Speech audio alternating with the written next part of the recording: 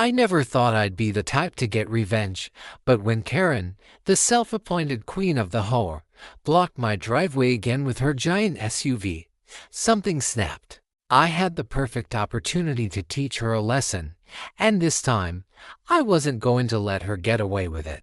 A little creativity, an old tractor, and a whole lot of satisfaction later, I wasn't just blocking her car. I was flipping the power dynamic on its head. Before we continue, please subscribe to the channel and tell us where you are listening. Your support means everything. Sam had always enjoyed the quiet, peaceful life in their suburban neighborhood. The streets were lined with well-kept lawns, trees with just the right amount of shade, and neighbors who always greeted one another with a smile. Sam had moved in a few years ago, looking for a place where they could escape the hustle and bustle of the city. They had never been one for confrontation and preferred to keep to themselves. But there was one person who didn't share that same philosophy. Karen, the self-appointed queen of the HOA, had a tendency to micromanage everyone's lives, making even the smallest infraction a major ordeal. Sam had already been the victim of her nagging a few times over the years, but this morning was different. Karen's oversized SUV was parked right in front of Sam's driveway again, blocking them incompletely. Sam rolled their eyes and honked the horn, but Karen didn't budge. Sam tried to remain calm, knowing Karen would use any excuse to escalate things if they acted aggressively. Instead, Sam knocked on Karen's door. Karen greeted Sam with a smug look on her face, her arms folded. "Oh, Sam, is something wrong?" she asked sweetly, as if she had no idea why someone would be upset about not being able to leave their driveway. "You're blocking my driveway again," Sam said, trying to keep their tone even. "I need to get out." Karen waved her hand dismissively. "Oh, it'll only be for a few minutes. You'll be fine." Then she added with a smirk, "I'm sure you can handle it."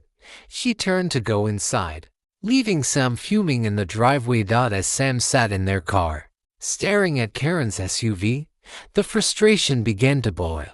They had tried to be reasonable before, but Karen never listened. Sam had enough. Sam pulled out their phone and went online to the whole website. They found the HOA rulebook, a set of guidelines that Karen loved to wield as her weapon of choice. They quickly skimmed through the sections, hoping to find something that could help them take action. It didn't take long.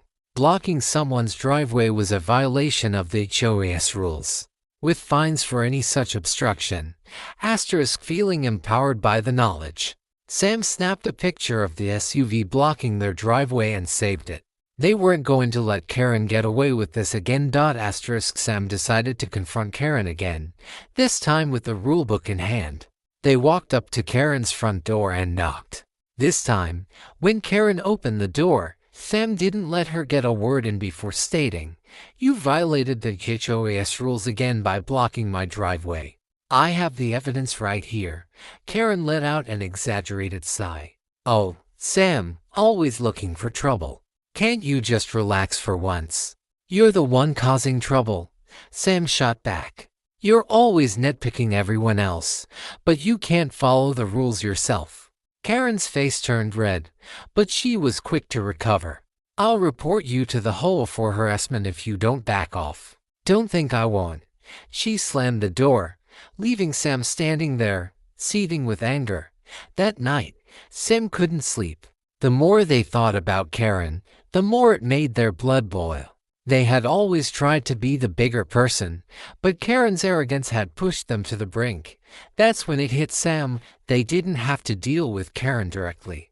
They could get creative. Sam had an old tractor in their garage, something they used for lawn work and hauling heavy things around the property. They smiled to themselves. They weren't going to damage Karen's car, but they could sure make it difficult for her to move it. The next morning, Sam prepared the tractor. They made sure to wear their oldest, most inconspicuous clothes to avoid drawing attention. If this was going to work, it needed to be done discreetly. The moment Karen left for her morning errands, Sam knew it was time. They carefully moved the tractor into position and hooked the front bucket to the rear end of Karen's SUV. Sam's hands trembled slightly with excitement and nervousness, but they remained focused. With a gentle press of the lever, Sam lifted the back of the SUV off the ground and began to maneuver it slowly toward the edge of the yard. The tires of the SUV slid across the gravel driveway as it was pushed, inch by inch, toward the ditch at the end of the cul-de-sac. Sam wasn't trying to break anything, just making sure the SUV was well and truly stuck in the ditch. Finally, with one last nudge, the SUV tipped over into the ditch. The rear wheels were completely off the ground, the front tires buried in the dirt. Sam took a moment to admire the perfectly executed plan. There was no damage, just a very embarrassing situation for Karen. When Karen returned, she immediately noticed the SUV in the ditch. Her eyes went wide, and her face turned an alarming shade of red. She jumped out of her car and rushed over to the vehicle, inspecting it for damage. "What the hell?" Karen screamed, looking round in disbelief. She stomped to her front door and began shouting for help. Neighbors peeked out of their windows, some trying to hide their smirks. Sam walked over, feigning innocence. "Oh, Karen, I'm so sorry. Looks like your car's in a bit of a predicament. I would offer to help, but I'm just as shocked as you are."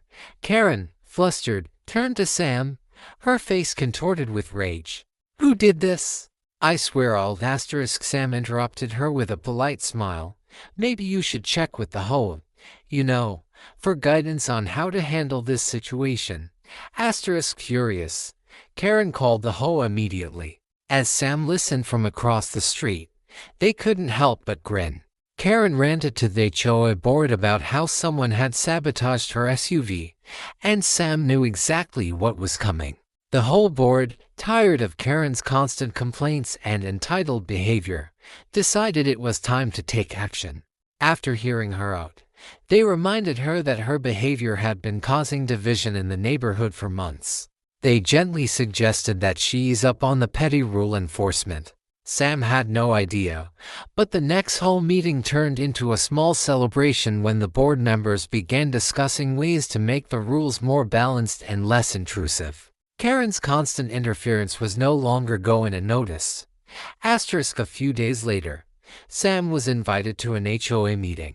The new HOA president, a friendly neighbor Sam had known for years, wanted to discuss reforms to the HOA rules, including some that would keep people like Karen in check. The board was determined to create a more community-focused environment, where everyone's opinions were valued. Sam felt a sense of pride, knowing that their small act of defiance had triggered a much-needed change. Karen, on the other hand, felt increasingly isolated. She tried to make waves by accusing Sam of being a troublemaker, but the more she pushed, the more the board pushed back. By the end of the year, the neighborhood was quieter and more harmonious. Karen was no longer the domineering figure she once was. The HOA had reformed to be more about fostering community spirit than enforcing every little rule. Sam, content with the outcome, continued living in their peaceful home. They had learned that sometimes, standing up for yourself didn't require loud confrontations or drastic actions. Sometimes, a little creativity and patience were all it took to tip the balance.